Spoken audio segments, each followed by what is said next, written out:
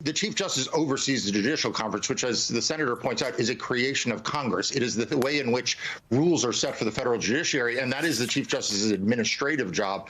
And so refusing to meet with the body that oversees it and funds it is, not smart. The Supreme Court has put itself in a very, very dangerous position. That was Democracy Docket founder and friend of the show, Mark Elias, with us yesterday, weighing in on Chief Justice John Roberts' decision to not meet with Senate Judiciary Democrats over Samuel Alito's flag controversies. So what is next?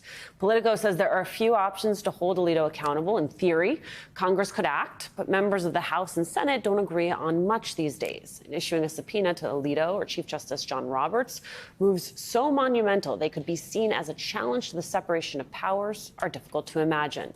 Democratic Congressman Eric Swalwell of California joins us now. He is a member of the House Judiciary Committee. Welcome, Congressman. Thank you. Good to see you, Congressman. The Speaker, welcome, Congressman. The Speaker, I'm very fired up about this, and I know you have thoughts. The Speaker of the House, Mike Johnson, he had some thoughts about the Supreme Court, and I would like to play them for everyone because I am thoroughly confused.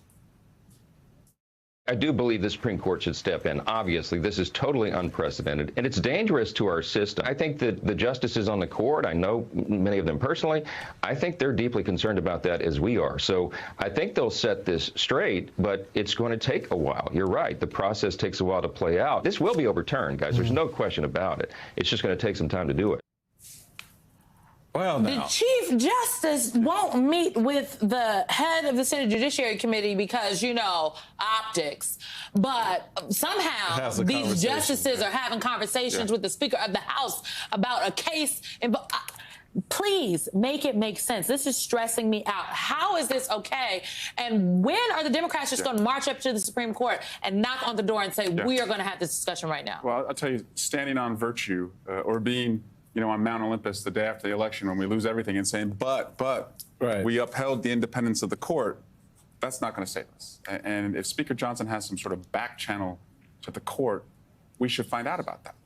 We should do everything we can to make sure they are independent. And by the way, the hypocrisy of these guys, right? Like, we back the blue. Well, then the blue go and issue a search warrant on their guy, and all of a sudden they want to defund the police, right? They say they're all for states' rights, and then, they get a court that overturns Roe v. Wade, and now they want a federal abortion ban. And then they say that courts should be independent and respected.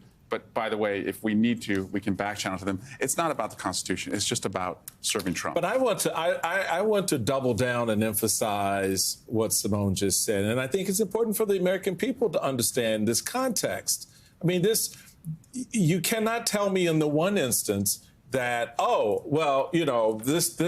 we can't account for the behavior and the way the money flows in and out of this court to certain justices. We don't have an ethical or political obligation to address that with the Congress. But the Chief Justice, presumably, or some justices, are having a conversation with the Speaker of the House about the Trump case. And when he says, I am certain this will be overturned. So I connect dots, folks. I don't know about y'all, but I connect dots.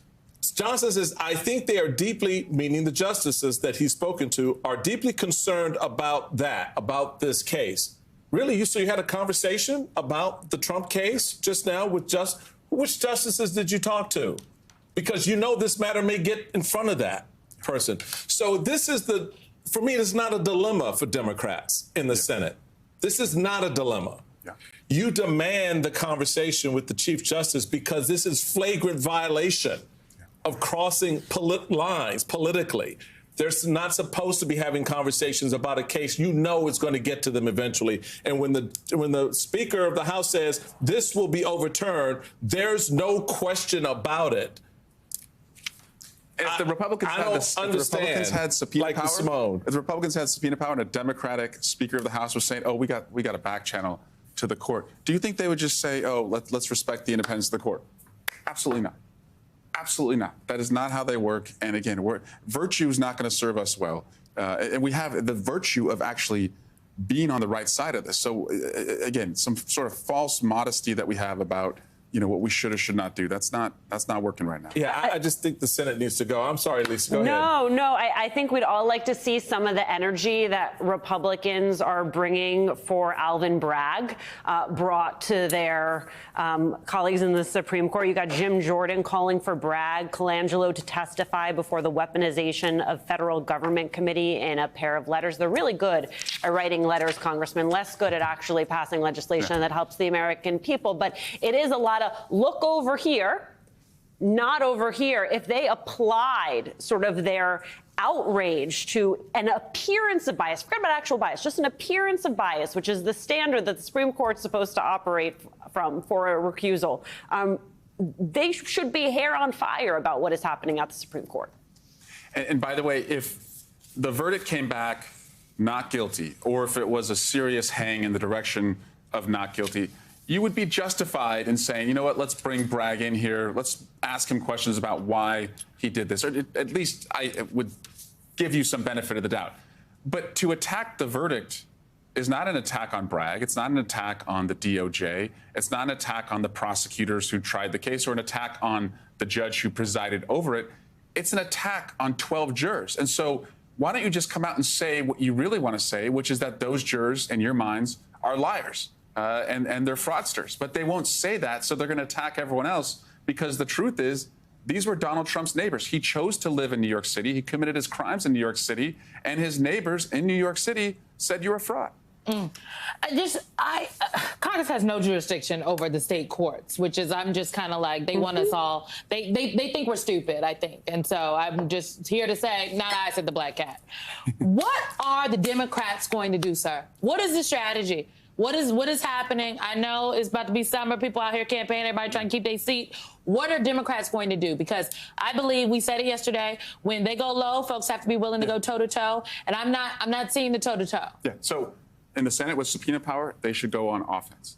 In the House, where you can force some of the votes, even in the minority, on resolutions of censuring, well, Mr. Speaker, why don't we start talking about you talking about the court?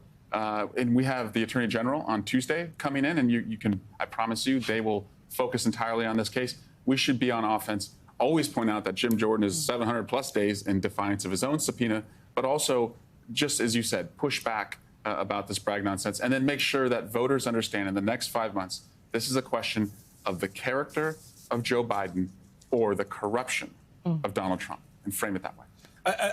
I think that's an important framing. And then when you broaden the lens out on other things that that are going to be important conversation pieces in this upcoming fight for control of the House, maintaining the Senate, and holding the White House.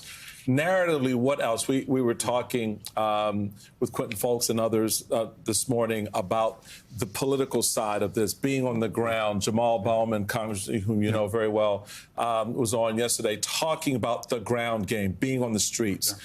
You've always struck me as a guy who understands what it means to be on the streets and talking to voters. How does that play out across the country, particularly in those battleground states, with black and brown voters, women voters, et cetera? I think on the street, in a deli, at church, it has to be, who are they fighting for? They spend every day working as a law firm, fighting for one person, Donald Trump. And who should they be fighting for? For you, for what you pay at the supermarket, for what you pay in your health care, for what you pay for your child care. That's who we're going to focus on. They're focused on Trump. We're focused on you. And I think that's going to cut through. And they've just shown that that's always going to be their priority.